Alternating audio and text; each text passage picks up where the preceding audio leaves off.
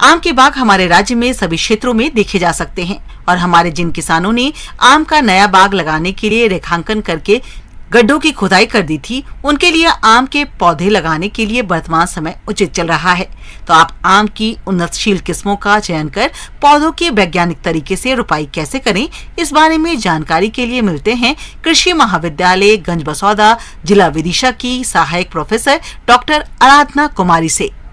और मैं आज आपको आम की खेती कैसे की जाए, आम के बगीचे कैसे लगाए जाएं, उसके बारे में जानकारी दूंगी।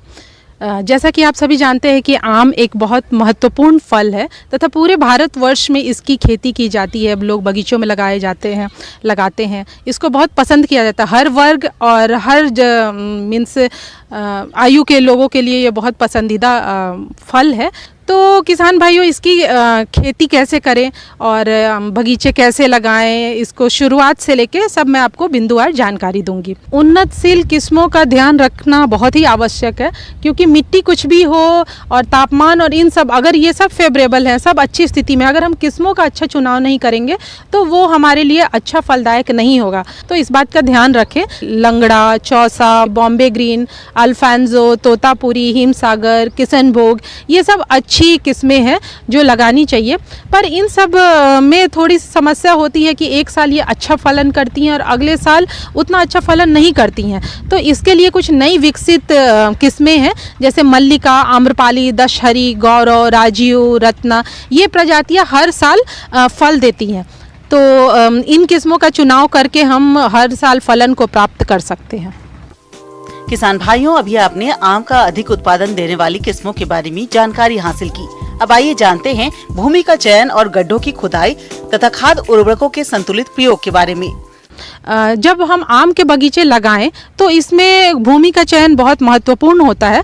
वैसे तो आम ऐसा फल है जो हर तरह के मिट्टी में लगाया जा सकता है, लेकिन इसके लिए एक बात ध्यान देनी है कि अधिक बलुई मिट्टी, पथरीली, क्षारीय तथा जल भराव वाले ज़मीन में इसको ना लगाएं।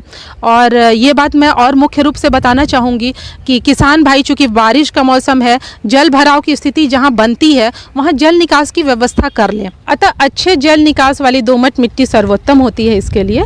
वृक्षों के रोपण के संबंध में ये ध्यान रखना जरूरी है कि वर्षा काल में वृक्षों का रोपण करना चाहिए, लेकिन ये बात ध्यान रखिए कि वर्षा जहाँ बहुत ज़्यादा होती हो तो बरसात जब खत्म हो रही हो तो उसके अंत में ही नए पौधे लगाएं। पौधे लगाने के लिए जो मेन खेत है आपका, जहाँ आप पौधे लगाएंगे, बगीचे लगाएंगे, उसको अच्छे से उसकी जुताई कर लेनी चाहिए। जो खरपतवार पहले से हैं उसको हटा लेना चाहिए।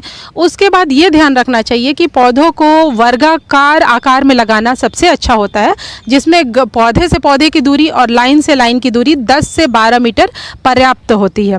पर आजकल सघन जो बगीचे लगाए जाते हैं वो भी प्रमुख है। उसमें आम्रपाली जो किस्म लगाई जाती है वो प्रमुख है।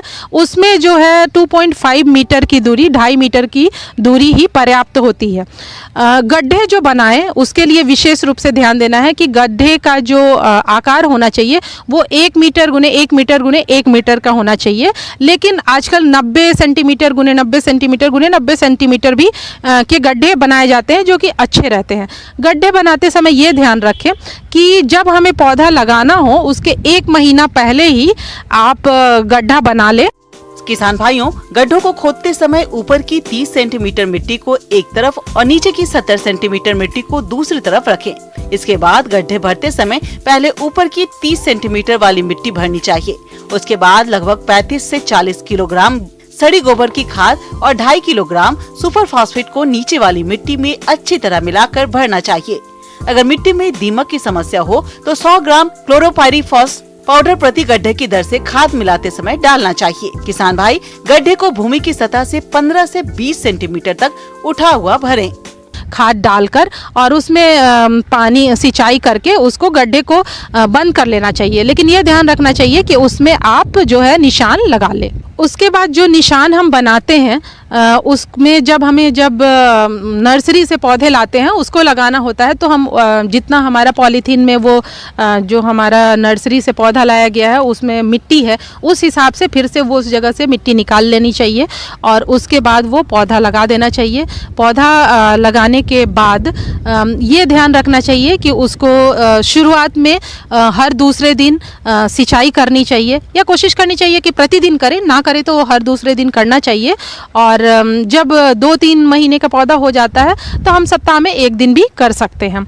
इसमें अब चूंकि बारिश का मौसम है तो मैं निराई गुड़ाई की विशेष बात करूंगी, क्योंकि बारिश के मौसम में खरपतवार बहुत उपज जाते हैं, पनप जाते हैं। तो आपका जो 2 मीटर की परिधि जो हर पेड़ के चारों ओर बनती है, वहाँ से आप ध्यान रखें कि उसकी अच्छी जुताई कर लें और उसके बाद जो भी खरपतवार हो उसको हाथ से निकाल लें, या फिर अगर हाथ से नहीं होता तो मैकेनिकल भी विधि से, जो आजकल साइकिल और ये सब आते हैं, उससे पौधों के चारों ओर लगा लें। जब भी निकालें, जब भी इस्तेमाल करें, आप ये ध्यान जरूर दें कि जो पौधों का जो आम का पेड़ है उसके जड़ और तना को कोई नुकसान ना पहुंचे, ये विशेष ध्यान दें। और निराई गुड़ाई जरूर करें, क्योंकि ये जो मेन जो है हमारा आम का पौधा, उसको जो हम न्यूट्रिएंट देते, पोषक तत्व देते, वो नहीं तो वो खुद ले लेंगे और हमारा पौधा जो होगा उसको पोषक तत्व नहीं मिल पाएगा। ये सब बातों का अगर आप ध्यान देते हैं तो व्यावसायिक तौर पे अगर आप आम लगा रहे हैं तो आपको बहुत मुनाफा होगा।